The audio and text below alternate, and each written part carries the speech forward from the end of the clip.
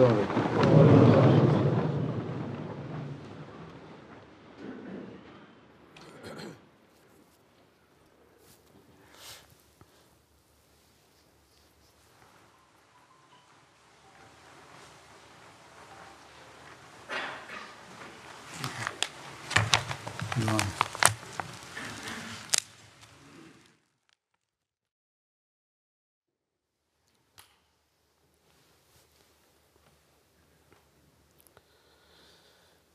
الله أكبر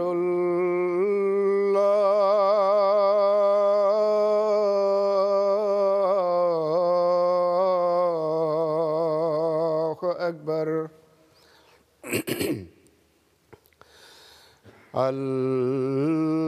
الله أكبر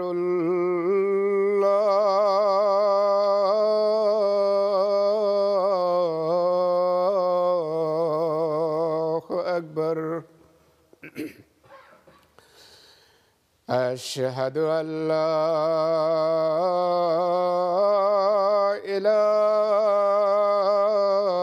إله إلا الله أشهد أن لا إله إلا الله أشهد أن محمدًا رسول الله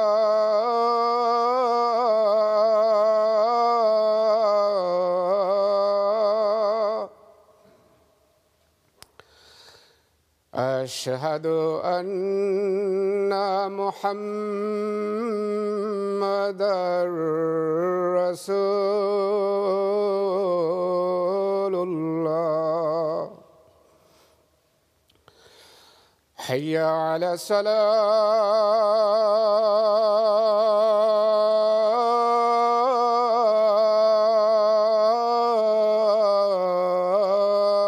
الصلاة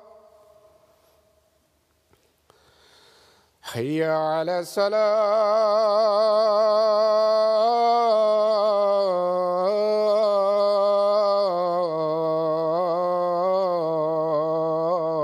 الصلاة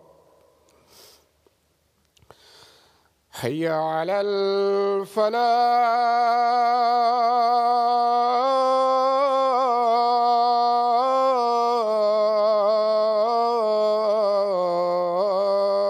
الفلاح حي على الفلاح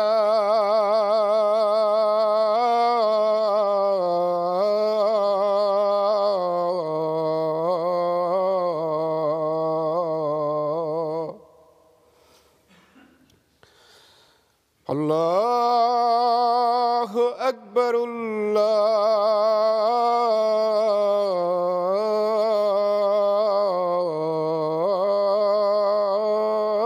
الله أكبر لا إله إلا الله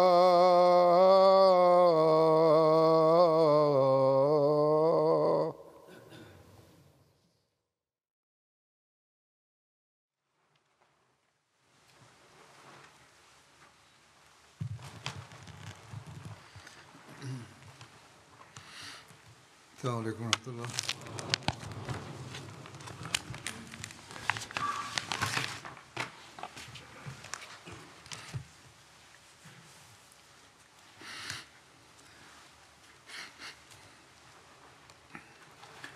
أشهد أن لا إله إلا الله وحده لا شريك له وأشهد أن محمدًا عبده ورسوله أما بعد فأعوذ بالله من الشيطان الرجيم بسم الله الرحمن الرحيم الحمد لله رب العالمين الرحمن الرحيم مالك يوم الدين إياك نعبد وإياك نستعين اهدنا الصراط المستقيم صراط الذين أنعمت عليهم غير المغضوب عليهم ولا الضالين.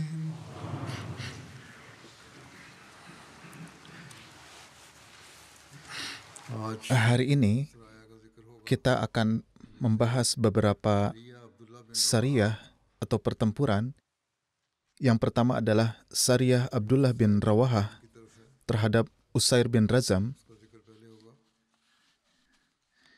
Ini adalah misi Abdullah bin Rawahah yang terjadi di Khaybar pada bulan Syawal tahun 6 Hijriah.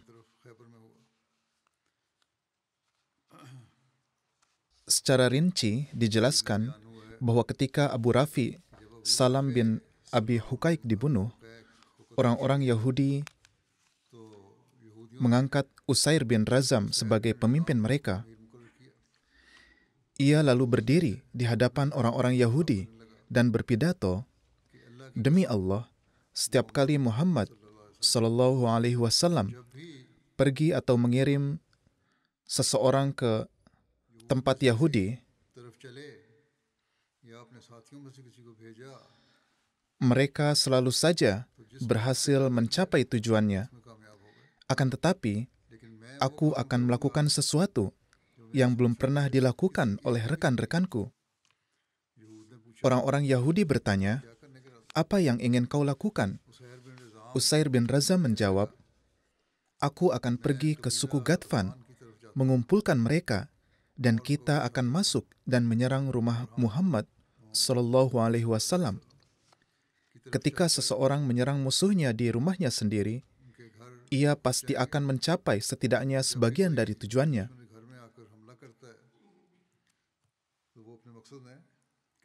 Orang-orang Yahudi lalu menanggapi, "Pendapatmu sangatlah bagus." Ia kemudian pergi ke suku Ghatfan dan suku-suku lainnya, berusaha mengumpulkan mereka untuk berperang melawan Rasulullah sallallahu alaihi wasallam. Ketika berita ini sampai kepada Rasulullah sallallahu alaihi wasallam, beliau mengirim Hazrat Abdullah bin Rawahah bersama 3 sahabat beliau lainnya secara rahasia pada bulan Ramadan untuk mencari kebenaran berita tersebut. Menurut rincian yang ditulis oleh Hazrat Mirza Bashir Ahmad Sahib, ketika Rasulullah sallallahu alaihi wasallam mengetahui keadaan ini, beliau segera mengirim sahabat Ansar Hazrat Abdullah bin Rawahah bersama 3 sahabat lainnya ke Khaybar. Mereka diperintahkan untuk pergi secara diam-diam, mengumpulkan informasi, dan agar kembali secepatnya. Abdullah bin Rawahah dan rekan-rekannya pergi dan berhasil mengumpulkan informasi secara rahasia dan membenarkan bahwa berita tersebut adalah benar. Mereka bahkan dengan cerdas berhasil berkeliling benteng Khaybar dan mendekati tempat pertemuan Usair bin Razam, di mana mereka mendengar langsung dari Usair dan pengikutnya tentang rencana mereka untuk melawan Rasulullah sallallahu alaihi wasallam. Pada hari yang sama, seorang non-muslim bernama Kharijah bin Husail kebetulan datang ke Madinah dari Khaybar dan membenarkan laporan dari Abdullah bin Rawahah, mengatakan bahwa dia meninggalkan Usair dalam keadaan sedang mengumpulkan pasukan untuk menyerang Madinah. Setelah mendapat laporan ini, Rasulullah Shallallahu Alaihi Wasallam mengirim rombongan 30 sahabat di bawah kepemimpinan Abdullah bin Rawahah ke Khaybar. Meskipun riwayat-riwayat tidak menjelaskan perintah khusus apa yang diberikan oleh Rasulullah SAW kepada pasukan ini, tetapi dari percakapan yang terjadi di Khaybar antara Hazrat Abdullah bin Rawahah dan Usair bin Razam, terlihat bahwa maksud Nabi SAW adalah untuk mengundang Usair ke Madinah dan membuat suatu perjanjian yang bisa menghentikan hasutan dan menciptakan kedamaian di wilayah tersebut. Dalam keinginan ini, beliau SAW bahkan siap untuk menerima Usair sebagai pemimpin wilayah Khaybar, asalkan ia berhenti menghasut melawan kaum muslim di masa depan. Ketika rombongan Hazrat Abdullah bin Rawahah tiba di Khaybar, pertama-tama mereka meminta jaminan keamanan dari Usair bin Razam untuk mengadakan pembicaraan dengan mereka, yang mana ini menunjukkan bahwa keadaan pada saat itu sudah sangat berbahaya, sehingga kaum muslim khawatir akan terjadinya pengkhianatan selama pembicaraan. Usair menyetujui dan berjanji bahwa hal itu tidak akan terjadi. Tetapi dia juga meminta jaminan serupa dari Abdullah bin Rawahah bahwa mereka juga tidak akan menyakitinya. Namun, Hazrat Abdullah bin Rawahah lah yang memulai hal ini, dan ini menunjukkan dari pihak mana sebenarnya ancaman itu berasal. Setelah kesepakatan ini, Hazrat Abdullah bin Rawahah memulai pembicaraan dengan Usair, menjelaskan bahwa Rasulullah SAW ingin membuat suatu perjanjian damai dengannya untuk menghentikan peperangan, dan cara terbaik untuk ini adalah ia sendiri datang ke Madinah untuk berbicara langsung dengan Nabi SAW. Jika perjanjian semacam ini tercapai, Abdullah berharap Rasulullah SAW akan memperlakukannya dengan baik dan mungkin mengakuinya sebagai pemimpin resmi di Khaybar. Usair yang sangat ambisius atau mungkin menyimpan niat tersembunyi lainnya menyukai usulan ini, atau setidaknya berpura-pura menyukainya. Namun, ia mengumpulkan para pemuka Yahudi Khaybar untuk meminta saran mereka tentang tawaran dari kaum muslim ini. Orang-orang Yahudi yang dibutakan oleh kebencian umum mereka terhadap Islam umumnya menentang usulan ini dan mencoba mencegah Usair dengan mengatakan bahwa mereka tidak percaya Muhammad SAW akan mengakuinya sebagai pemimpin Khaybar. Namun Usair yang lebih memahami keadaan tetap pada pendiriannya dan berkata, "Kalian tidak tahu, Muhammad SAW sudah tidak ingin dengan peperangan ini dan sungguh-sungguh ingin menghentikan pertempuran dengan cara apapun." Akhirnya, Usair bin Razam setuju untuk pergi ke Madinah bersama rombongan Abdullah bin Rawahah. Dan seperti Abdullah, ia juga membawa 30 orang Yahudi bersamanya. Ketika kedua rombongan ini meninggalkan Khaybar dan tiba di tempat bernama Karkarah, yang berjarak 6 mil dari Khaybar, niat Usair berubah. Atau jika niatnya memang sudah buruk sejak awal, maka ini adalah saat pengungkapannya. Sambil berbicara, ia dengan cerdik mengulurkan tangannya ke arah pedang Abdullah bin Unais al-Ansari, seorang sahabat terkemuka. Hazrat Abdullah segera menyadari bahwa orang yang malang ini telah berubah sikapnya. Ia segera memacu untanya ke depan, kemudian berpaling ke arah Usair dan berseru, "Wahai musuh Allah, apakah engkau bermaksud berkhianat terhadap kami?" Hazrat Abdullah bin Unais mengulangi kata-kata ini 2 kali, tetapi Usair tidak memberi jawaban dan tidak juga membela diri. Malah dia siap untuk berperang. Ini tampaknya adalah sinyal yang telah direncanakan di antara orang-orang Yahudi, bahwa jika kesempatan seperti itu muncul, mereka semua akan menyerang kaum muslim bersama-sama. Pertempuran dengan pedang pun pecah di tengah perjalanan antara Muslim dan Yahudi. Meskipun kedua kelompok sama dalam jumlah, dan orang-orang Yahudi telah siap secara mental, sedangkan kaum Muslim sama sekali tidak berniat untuk berperang. Namun dengan karunia Allah, meskipun beberapa Muslim terluka, tidak ada yang kehilangan nyawa. Sementara di pihak lain, semua orang Yahudi tewas sebagai akibat dari pengkhianatan mereka sendiri. Ketika rombongan sahabat ini kembali ke Madinah dan Rasulullah Shallallahu Alaihi Wasallam diberitahu tentang keadaannya, beliau bersyukur kepada Allah atas keselamatan kaum Muslim dan bersabda, "Qad najakumullahu minal qaumiz zalimin." Allah telah menyelamatkan kalian dari kaum yang zalim.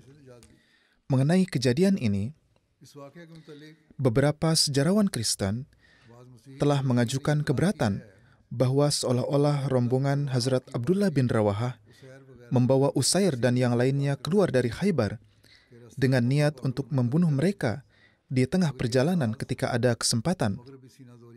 Namun keberatan ini tidak lebih merupakan gambaran dari prasangka orang-orang Barat, mereka yang ingin mengkritik Islam, mengatakan apapun yang ada di dalam hati mereka. Karena seperti yang telah dijelaskan di atas, tidak ada bukti sejarah bahwa kaum Muslim pergi ke sana dengan niat ini. Bahkan jika diperhatikan, terlepas dari bukti-bukti lain, kata-kata Hazrat Abdullah bin Unais saja, yaitu, "Wahai musuh Allah, apakah engkau berniat untuk berkhianat?" Dan kemudian sabda Rasulullah SAW, yaitu, "Bersyukurlah karena Allah telah menyelamatkan kalian dari kaum yang zalim." Ini semua adalah cukup untuk membuktikan bahwa niat kaum Muslim benar-benar tulus dan damai. Dan apa yang terjadi semata-mata adalah hasil dari pengkhianatan yang ingin dilakukan oleh orang-orang Yahudi. Akan tetapi pada akhirnya, karunia Allah telah membalikkannya kepada mereka sendiri. Selanjutnya adalah Sariyah Amr bin Umayyah Ad-Damri yang dikirim untuk menghadapi Abu Sufyan. Ibnu Hisham, Ibnu Katsir, dan At-Tabari mencatat Sariyah ini setelah peristiwa Raji pada tahun 4 Hijriah. Tetapi Ibnu Sa'ad mencatatnya di bawah Sariyah ini pada tahun 6 Hijriah. Zarqani juga dengan mengutamakan pendapat Ibnu Sa'ad membahasnya di bawah peristiwa tahun 6 Hijriah. Hazrat Mirza Bashir Ahmad Sahib juga mencatat Sariyah ini pada tahun 6 Hijriah dalam Sirat Khatamun Nabiyyin dan menjelaskannya, yaitu, para sejarawan berbeda pendapat tentang tanggal Sariyah ini. Ibnu Hisham dan At-Tabari menyebutkannya terjadi pada tahun 4 Hijriah, tetapi Ibnu Sa'ad mencatatnya pada tahun 6 Hijriah, dan Allamah Kastalani serta Zarqani mengutamakan riwayat Ibnu Sa'ad. Oleh karena itu, saya juga mencatatnya pada tahun 6 Hijriah. Wallahu a'lam. Baihaqi juga mendukung pemahaman dari riwayat Ibnu Sa'ad, meskipun waktu pastinya tidak ditentukan.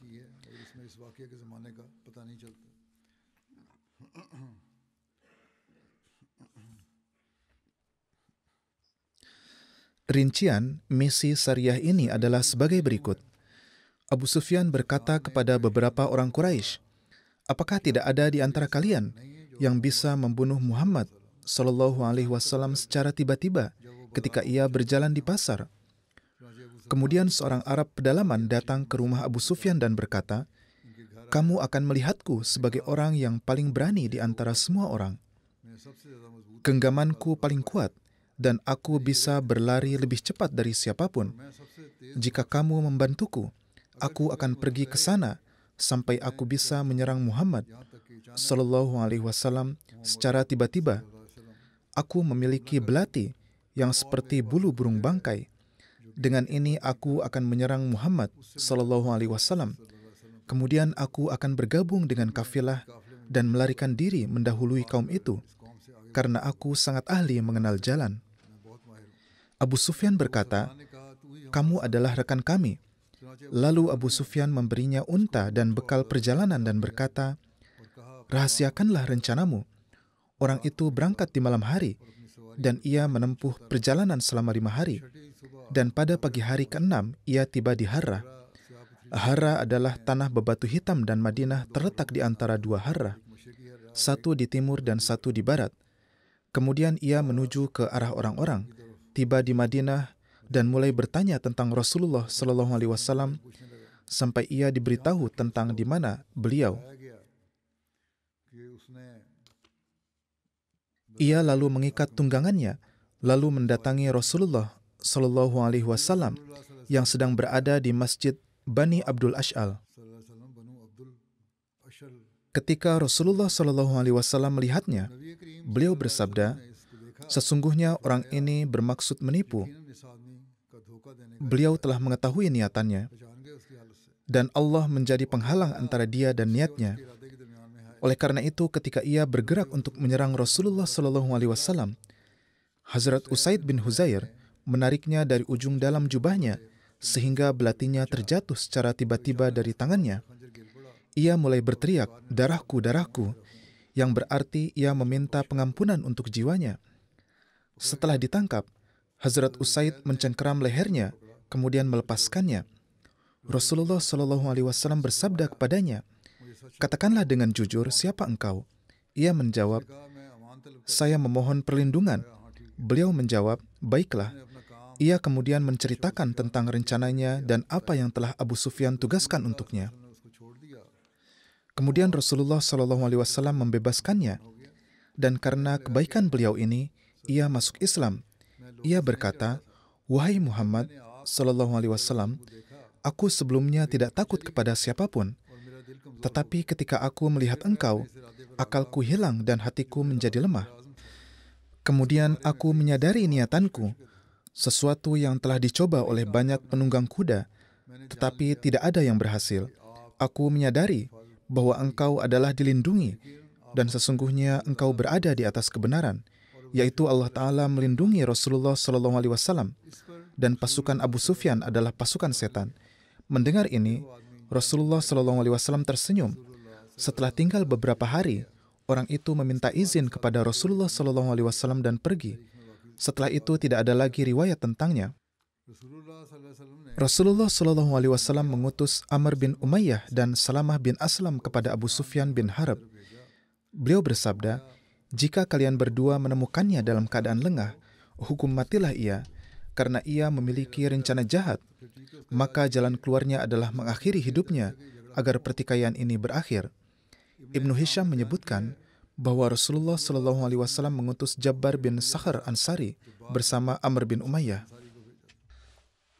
Mereka berdua berangkat hingga mendekati Mekah dan menyembunyikan kedua unta mereka di salah satu lembah Ya'jaj yang berjarak 8 mil dari Mekah. Kemudian mereka memasuki Mekah di malam hari. Hazrat Jabbar bin Salamah berkata kepada Amr,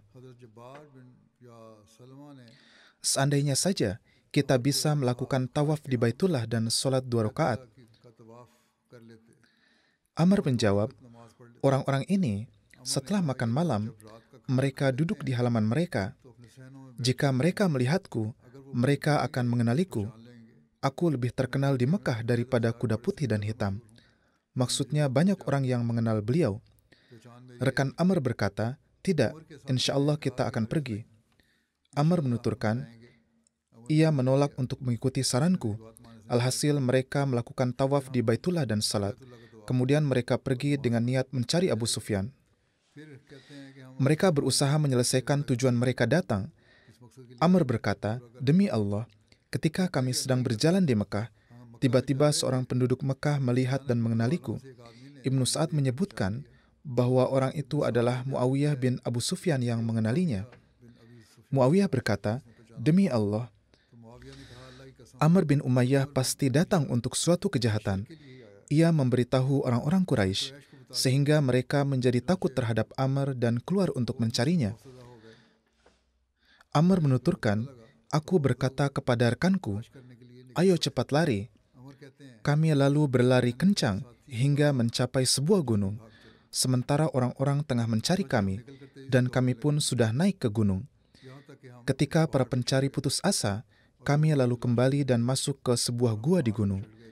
Kami menghabiskan malam di sana dan mengumpulkan batu-batu yang disusun di sekeliling kami. Ketika pagi tiba, seorang pria Quraisy mendekati kami. Menurut Ibnu Sa'ad, ia adalah Ubaidullah bin Malik bin Ubaidullah At-Taimi. Sedangkan menurut Ibnu Ishaq, Ia adalah वहाँ देखा एक फिर रहा था कुरैश का आदमी, Utsman bin Abdullah. वो उबैदुल्लाह बिन मालिक बिन उबैदुल्लाह तैमी था। बहरहाल लेकिन इब्ने इसाक के Menuturkan, उस्मान बिन मालिक ये अब्दुल्लाह था। ia menunggang kudanya di sekitar gua, घोड़े को हाँक रहा था, sementara kami ada di dalam gua. गार के इर्द गिर्द था, Saya berpikir, हम गार में थे। jika ia melihat kami, कहा कि अगर ia akan berteriak, lalu kami akan tertangkap dan dibunuh. और हम पकड़े जाएंगे और कत्ल कर दिए Amr menuturkan, बुला लेगा। saya memiliki belati yang telah saya siapkan untuk Abu Sufyan. Saya keluar dan menikam dada orang itu. निकल कर उसके Orang itu berteriak, dan orang-orang Mekah mendengar teriakannya. Saya kembali ke gua, sementara itu orang-orang berlari menghampiri korban yang sedang sekarat. Orang-orang bertanya siapa yang melukainya, dan ia menjawab, चुनाचे उन्होंने उससे पूछा Amr bin Umayyah. तो ये किसने मारा था? Lalu orang itu pun meninggal tanpa sempat memberitahu lokasi kami. और वो उसी जगह पर मर गया। Dalam riwayat lain tertera bahwa ketika orang itu menemukan Hazrat Amr, ia tidak memiliki kekuatan lagi untuk memberitahu tempat Hazrat Amr. Hazrat Amr bin Umayyah menuturkan, saya berkata kepada rekan saya, berlarilah dan selamatkanlah diri dan pergilah ke untamu. Setelah itu, saya pergi hingga mencapai Zajnan, sebuah gunung yang berjarak 12 mil dari Mekah. Saya berlindung di sebuah gua di gunung tersebut. Kemudian saya melanjutkan perjalanan hingga tiba di Arj, sebuah lembah antara Mekah dan Madinah, कहते हैं फिर मैंने एक पहाड़ की तरफ बना ली।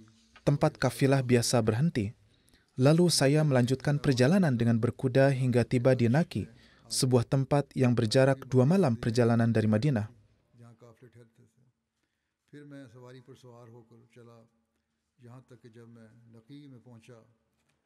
नकी जो है मदीने से 2 रातों की मुसाफत पर एक जगह थी। Di dalam sirat Ibnu Hisham tertera, मैं शाम की सीरत में di sana Hazrat Amr bertemu 2 orang musyrik Quraisy yang dikirim sebagai mata-mata untuk mengumpulkan informasi. देखें और हालात तो वाकई Hazrat Amr menuturkan, saya meminta mereka untuk menyerah sebagai tawanan. Tetapi mereka menolak. Saya membunuh salah satu dari mereka dengan anak panah, dan yang lainnya menyerah. Saya mengikatnya dan membawanya ke Madinah. हवाले इसी तरह नहीं हो गया। Setelah sebelumnya bertempur dan saling menembak anak panah. बहरहाल Akhirnya, Amr bin Umayyah melaporkan semua kejadian kepada Rasulullah Shallallahu Alaihi Wasallam, बताने लगे dan Rasulullah Shallallahu Alaihi Wasallam tersenyum mendengarnya. Kemudian beliau Shallallahu Alaihi Wasallam mendoakan kebaikan untuk Hazrat Amr bin Umayyah. सरिये के बारे में Mengenai misi ini, ada beberapa riwayat yang berbeda.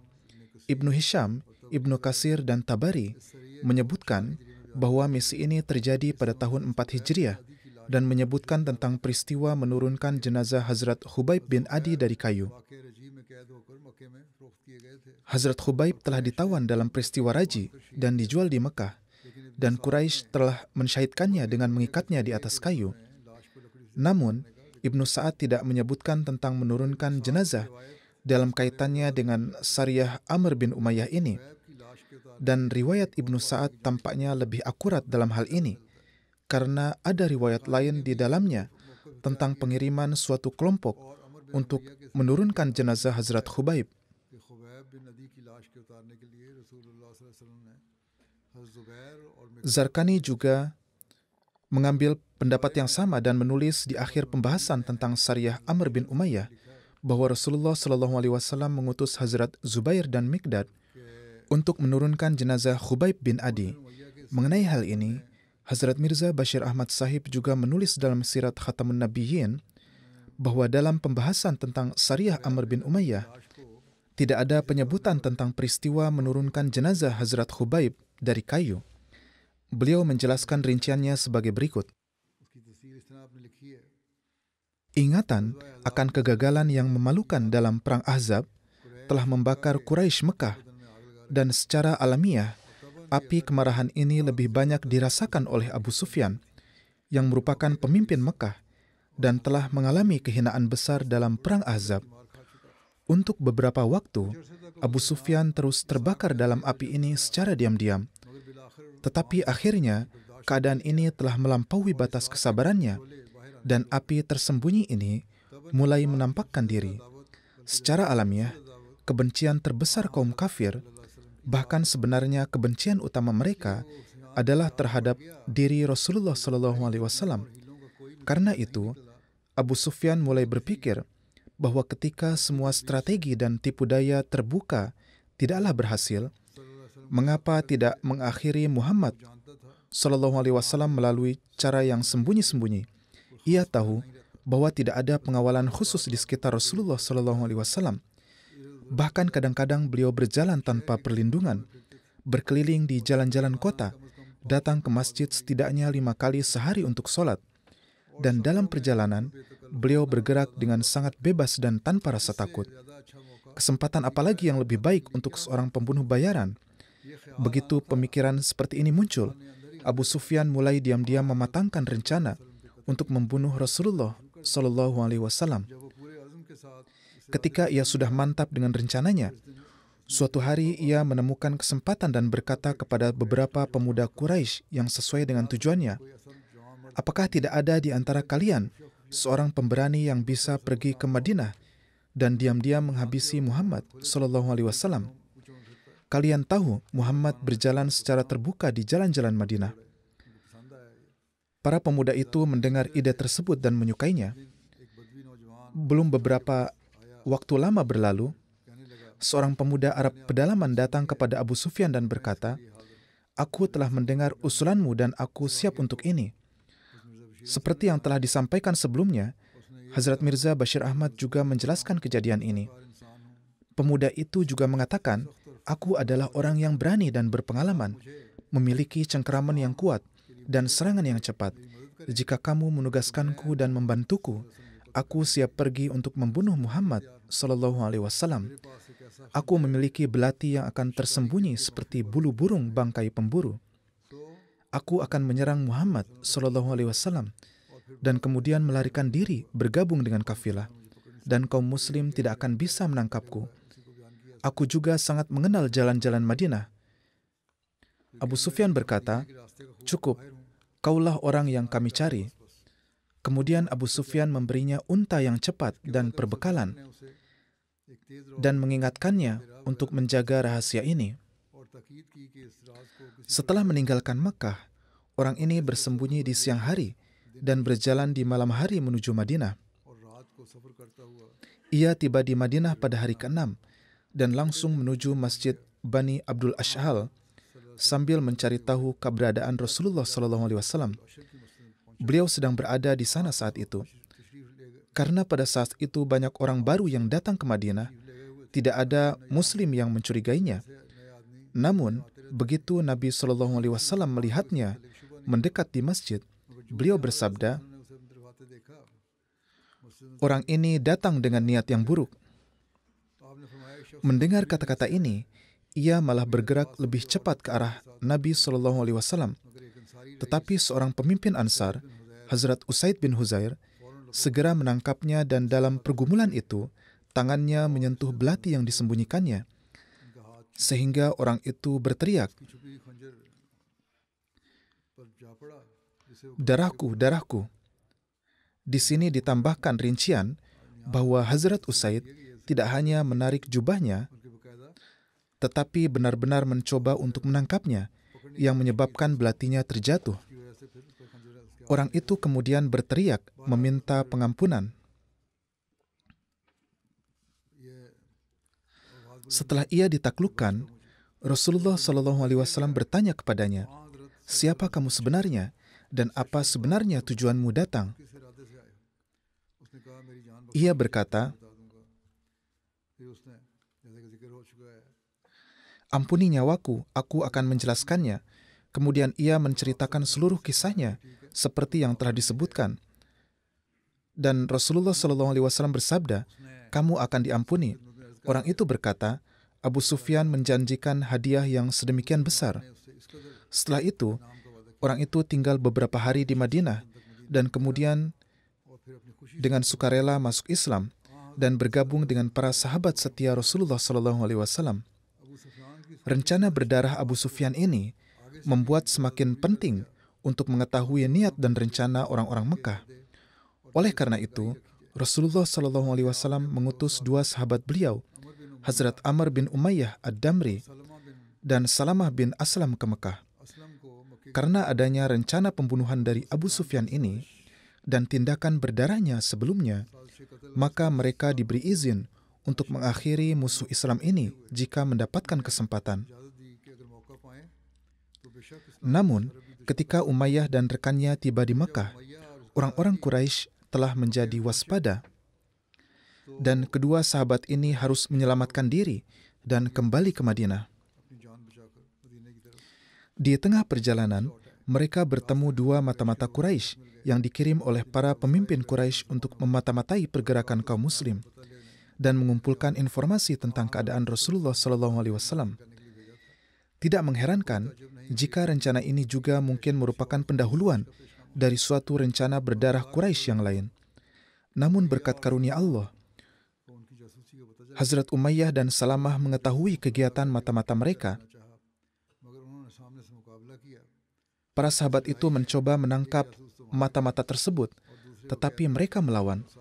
Dalam pertempuran yang terjadi, satu mata-mata terbunuh dan yang lainnya ditawan. Sisanya insya Allah akan dilanjutkan. Saya terus menganjurkan untuk banyak berdoa bagi keadaan di Pakistan. Sekarang kadang-kadang kekerasan menjadi sangat parah, dan tampaknya para aparat dan pemerintah telah menjadi mainan di tangan para ulama ekstremis.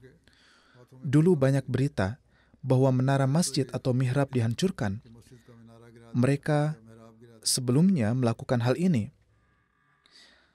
Tetapi baru-baru ini, di Daska, dengan alasan pembangunan jalan, mereka mengirim pemberitahuan mengatakan akan mengambil sebagian lahan dan membersihkannya dengan bulldozer. उससे फिर थोड़ा सा हिस्सा गुसल खाने Area ini mencakup sebagian kecil tempat wudhu dan fasilitas masjid lainnya. Tetapi ketika akhirnya mereka datang dengan bulldozer, atas perintah para mullah, mereka justru menghancurkan seluruh masjid. Masjid ini adalah bangunan lama yang sudah dibangun sebelum partisi India-Pakistan dan mungkin dibangun oleh Hazrat Chaudhry Zafrullah Khan Sahib. Bagaimanapun, mereka sekarang telah melampaui batas. Hanya Allah Ta'ala yang dapat mengatur cara untuk segera menangkap mereka dan membalikkan tipu daya mereka kepada mereka sendiri. Oleh karena itu, para Ahmadi, khususnya Ahmadi di Pakistan, harus banyak berdoa dan memperhatikan hal ini. इस तरफ तवज्जो दें Begitu juga mengenai perjanjian yang sedang berlangsung tentang Palestina. मुआहिदा हो रहा है Kadang dikatakan sudah selesai, kadang dikatakan belum. Setelah perjanjian pun masih terjadi insiden. Beberapa orang telah memperlihatkan kegembiraan yang tidak pada tempatnya. Tetapi mereka harus memahami bahwa kekuatan-kekuatan Dajjal tidaklah dapat dipercaya. Mereka mengatakan satu hal, tetapi melakukan hal lainnya. Jadi tidak perlu terlalu yakin. खुशफहमी की ज़रूरत नहीं है इनके लिए दुआओं Oleh karena itu, kaum muslim membutuhkan doa dan umat muslim harus berusaha mendapatkan hak-hak mereka dengan menggunakan akal sehat. Semoga Allah Ta'ala memberikan pemahaman kepada segenap umat muslim. Sekarang saya akan menyebutkan beberapa almarhum dan kemudian memimpin sholat jenazah. Pertama adalah Tuan Syekh Muhammad Ahmad Sahib, Nazir Diwan di Rabuah di Sadar Anjuman Ahmadiyah. Beliau wafat 11 Januari di usia 77 tahun. Inna lillahi wa inna ilaihi raji'un. Almarhum seorang musi dan Ahmadi keturunan. Kakeknya, Syekh Muhammad Din Sahib, melakukan baiat pada tahun 1938. Beliau berasal dari Katunanggal, Tehsil Batala, distrik Gurdaspur. Setelah memperoleh gelar BA, Syekh Mubarak Sahib mengabdi sebagai guru di Talimul Islam High School selama sekitar 15 tahun dari tahun 1966 hingga 1981. Selain itu, setelah sekolah diambil alih oleh pemerintah pada tahun 1973, beliau juga mengajar di beberapa sekolah pemerintah lainnya. Lama masa pengabdian beliau kepada jemaat adalah 40 tahun. 40 साल तक इनका जमात की खिदमत का अरसा है Beliau mempersembahkan wakaf kepada Hazrat Khalifatul Masih ketiga rahimahullah pada tahun 1982. Huzur lalu menerimanya. Kemudian pada tahun yang sama, Hazrat Khalifatul Masih Rabi rahimahullah ta'ala menugaskan beliau sebagai naib wakil dalam perayaan Yubili 100 tahun jemaat.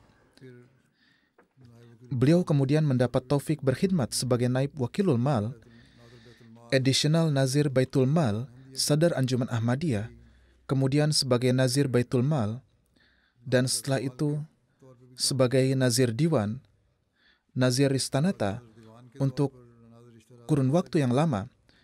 Beliau juga mendapat berbagai pengkhidmatan di badan-badan seperti Qaid Ansarullah dan Muhtamim Khudamul Ahmadiyah. Keponakan dan menantu beliau, Tuan Ahsan Mahmud Sahib, yang merupakan seorang mubalik, mengatakan, beliau selalu menasihatkan kepada para mubalik untuk selalu mempertahankan hubungan yang tulus dan setia dengan khilafat, dan jangan mencampuri urusan keuangan. Beliau sangat memberikan perhatian yang khusus terhadap sholat, dan berusaha melaksanakannya di masjid hingga akhir hayat, serta selalu menekankan pentingnya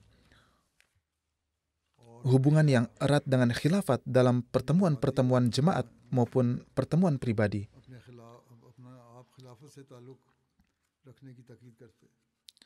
Beliau selalu berdoa agar anak keturunan beliau tetap terhubung erat dengan khilafat.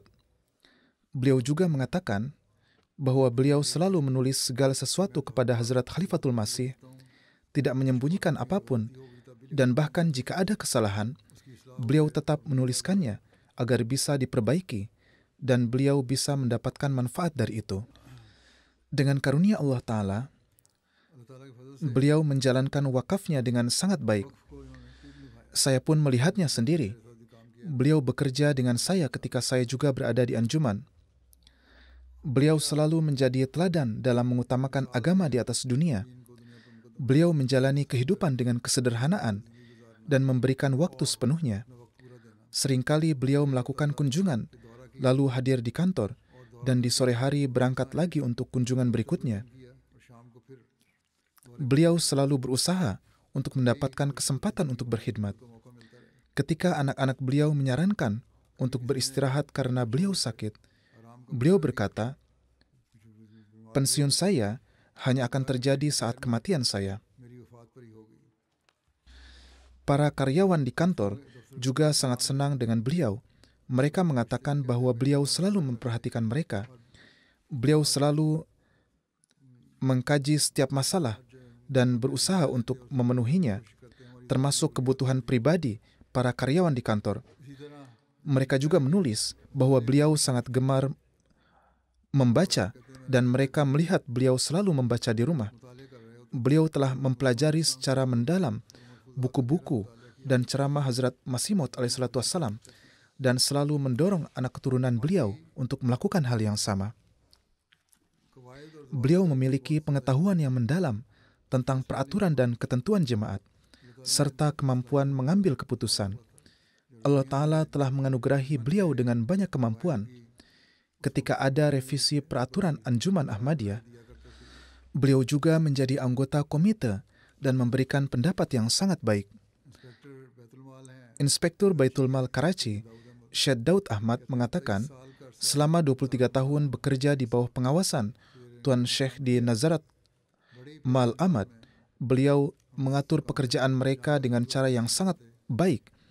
Di mana ada kesalahan, beliau menjelaskan. Ketika mereka melakukan pekerjaan dengan baik, beliau memberikan motivasi. Setiap karyawan di kantor merasa memiliki hubungan yang khusus dengan Tuan Syekh. Beliau selalu memperhatikan masalah rumah tangga maupun bidang pekerjaan dan berusaha membantu sebisa mungkin. Semoga Allah Ta'ala menganugerahkan ampunan dan rahmat kepada beliau. Beliau meninggalkan 4 putri, 1 putra, dan 1 istri. Kedua adalah Tuan Muhammad Munir Adelbi Sahib dari Qatar. Baru-baru ini wafat di usia 76 tahun. Inna lillahi wa inna ilaihi roji'un. Beliau meninggalkan 3 putra dan 1 putri yang semuanya tinggal di Qatar. Tuan Muslim Darubi menuturkan bahwa melalui almarhum, beliau dan saudaranya menerima Ahmadiyah. Almarhum adalah mubalik yang aktif, pembicara yang berpengetahuan luas, dan penulis ilmu-ilmu pertabligan jemaat. Beliau baiat pada awal 1984, dan setelah bertemu dengan Hazrat Khalifatul Masih Rabi, rahimahullah, Beliau tinggal di London untuk waktu yang lama dan menerjemahkan beberapa program Liqoma Al-Arab dan program lainnya. Beliau menulis lebih dari 10 buku, 7 diantaranya berisi tentang tablik Jemaat Ahmadiyah. Meskipun masuk jemaat di akhir, beliau melakukan banyak pengkhidmatan.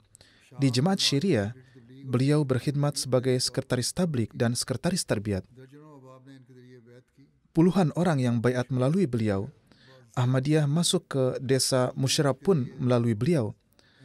Karena hal ini, para penentang jemaat pernah membakar mobil beliau. Karena perdebatan dan pertemuan tablik beliau, ada keluhan dari pihak yang berwenang yang mengakibatkan beliau dan beberapa orang dari desa Musyrab dipenjara selama beberapa bulan pada tahun 1989 oleh pemerintah sebelumnya. Setelah keadaan di Syria memburuk, beliau pindah ke Qatar bersama anak-anak beliau. Ketua Jemaat Syariah, Tuan Wasim Sahib, menulis, beliau menulis banyak buku yang memperkaya perbendaharaan jemaat. Beliau menyajikan ajaran-ajaran jemaat dengan cara yang sederhana dan jelas, sehingga banyak orang yang masuk jemaat melalui perantaraan beliau. Tuan Basil Adelby menuturkan, beliau menjalani seluruh kehidupan dalam khidmatan kepada jemaat dan mencintai khilafat. Beliau menerjemahkan untuk Hazrat Khalifatul Masih Rabi rahimahullah dari bahasa Inggris ke dalam bahasa Arab. Beliau adalah mujahid Ahmadiyah yang mengorbankan kehidupan beliau untuk tablik dan penyebaran Ahmadiyah dan menjadi perantara bagi banyak orang menjadi Ahmadi di Syria. Beliau juga melakukan perjalanan ke berbagai negara untuk bertablik. Di tahun 2013, karena krisis di Syria, beliau pindah ke Qatar dan terus menulis tentang Ahmadiyah dan khilafat di Facebook dan menjalin kontak dengan mereka yang tertarik. Beliau adalah pembicara yang fasih dan memiliki pemahaman mendalam tentang bukti-bukti kebenaran Hazrat Masih Maud alaihissalam dari Al-Quran dan Sunnah. Beliau juga menerjemahkan banyak buku dari bahasa Inggris ke bahasa Arab dalam membela dan menunjukkan keagungan khilafat. Beliau mengorbankan diri, bahasa, pena, dan kehidupan beliau untuk tablik dan membela Ahmadiyah. Karena keyakinannya pada pendiriannya, beliau harus menanggung banyak kesulitan dari keluarga dan masyarakat Damaskus. Seorang menuturkan, saya diperkenalkan kepada Ahmadiyah melalui Tuan Adelby. Tuan Khalid Azam Saib mendapatkan sebuah buku almarhum tentang Dajjal dari suatu tempat. Saya sangat menyukai buku ini dan mengubah semua pemahaman saya. Setelah itu saya membaca buku beliau tentang Qatle Murtad, hukuman mati untuk orang-orang yang murtad, dan tentang jin, lalu menghubungi beliau melalui telepon. Kemudian saya dan Tuan Khalid Azam baiat. Ketika almarhum mengetahui hal ini, beliau sangat gembira. Dr. Imran Rahman Sahib, Sadar Jemaat Qatar, mengatakan, beliau sangat rendah hati dan selalu mempertahankan hubungan yang erat dengan nizam jemaat. Kecintaan dan ketaatan beliau kepada khilafat sangatlah luar biasa. Beliau mendengarkan khutbah dan program lainnya melalui MTA dan sering mengungkapkan hal ini. Beliau selalu terdepan dalam pengorbanan harta dan selalu memastikan bahwa canda beliau dibayar terlebih dahulu. Beberapa hari sebelum wafat, beliau mengundang saya, Pak Mubalik, dan Sekretaris Mal ke rumah beliau untuk mengambil canda wakfi jadid beliau. Suatu saat, karena laporan palsu, beliau juga pernah dipanggil oleh aparat keamanan di sana, tetapi kemudian dibebaskan. Ini bukan terjadi di Qatar. Ini adalah peristiwa lama yang terjadi tahun 1988 di Syria.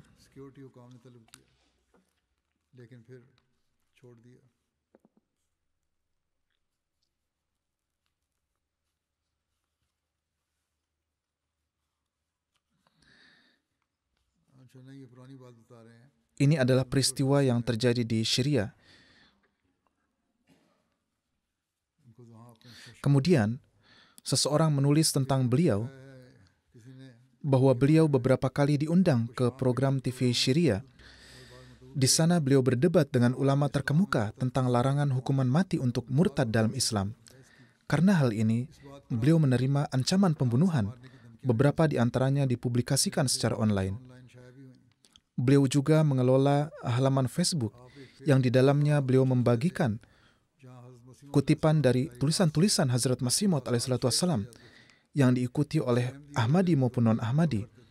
Beliau menghabiskan seluruh kehidupan beliau hingga nafas terakhir beliau dengan tetap teguh dengan kata-kata beliau. Perhatian utama beliau adalah menyampaikan pesan Hazrat Masih Maud alaihissalam dan menyebarkan agama Allah yang benar di dunia. Dimanapun ada kesempatan, beliau tidak pernah melewatkan kesempatan untuk mengarahkan percakapan kepada Ahmadiyah dan kebenaran Hazrat Masih Maud alaihissalam serta pesan beliau. Semoga Allah Ta'ala menganugerahkan ampunan dan rahmat kepada beliau, menjaga anak keturunan beliau tetap teguh dalam amal kebaikan, dan meninggikan derajat beliau. Ketiga adalah Tuan Abdul Bari Tariq, yang merupakan kepala bagian komputer Waqf Jadid Rabuah. Beliau wafat beberapa hari yang lalu. Inna lillahi wa inna ilaihi raji'un. Sadr Waqf Jadid menulis, Ahmadiyah masuk ke keluarga beliau melalui buyut beliau, Tuan Chaudhry Muhammad Yar dari Gatialian, distrik Sialkot, yang menerima Ahmadiyah dengan baiat melalui surat pada tahun 1903. Kakek almarhum, Tuan Chaudhry Gulam Qadir, adalah Ahmadi sejak lahir. Beliau memperoleh gelar MSc Ilmu Komputer dan bekerja di Karachi. Kemudian beliau terkena kanker dan sembuh. Tetapi kanker kambuh lagi. Beliau menulis surat kepada Hazrat Khalifatul Masih Rabi rahimahullah. Lalu Huzur rahimahullah mengirimkan obat homeopati dan menyarankan pengobatan homeopati. Beliau juga mengajukan permohonan wakaf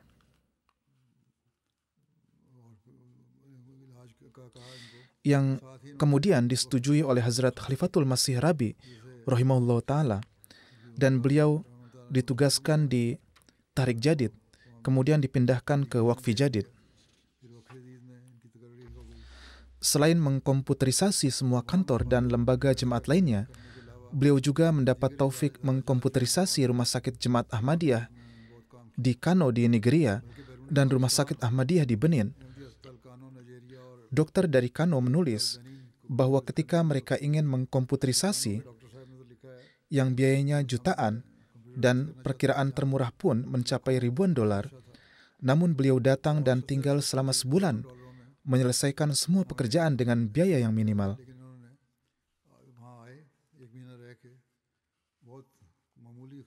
Beliau meninggalkan ibu, istri, 1 putra, 5 saudara laki-laki dan saudara perempuan.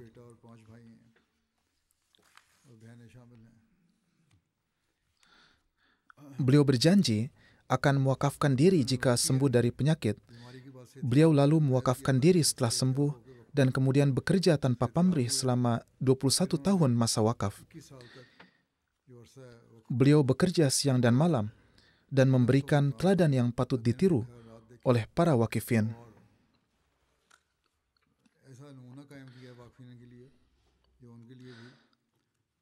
Beliau juga berkhidmat sebagai kaid di Ansarullah Markaziyah dan sedang bersiap pergi ke sana ketika beliau terkena serangan jantung dan wafat.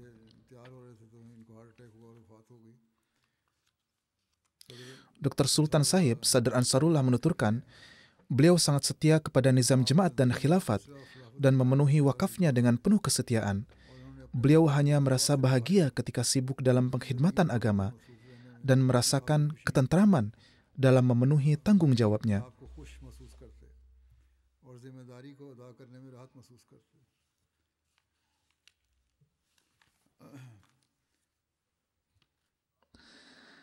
Ketika seseorang menyarankan agar beliau mengambil bayaran untuk software yang beliau buat, beliau menjawab, "Saya adalah wakaf zindagi dan saya hanya akan mengharapkan balasan dari Allah."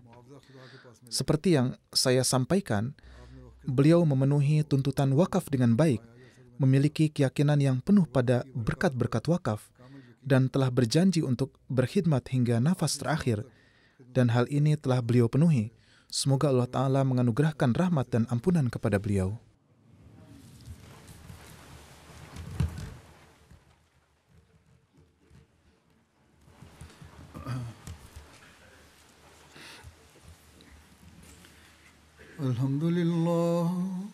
الحمد لله نحمده ونستعينه ونستغفره ونؤمن به ونتوكل عليه ونعوذ بالله من شرور أنفسنا ومن سيئات أعمالنا من يهده الله فلا مضل له ومن يضلل فلا هادي له ونشهد أن لا إله إلا الله ونشهد أن محمدا عبده ورسوله عباد الله رحمكم الله إن الله يأمر بالعدل والإحسان وإيتاء ذي القربى وينهى عن الفحشاء والمنكر والبغي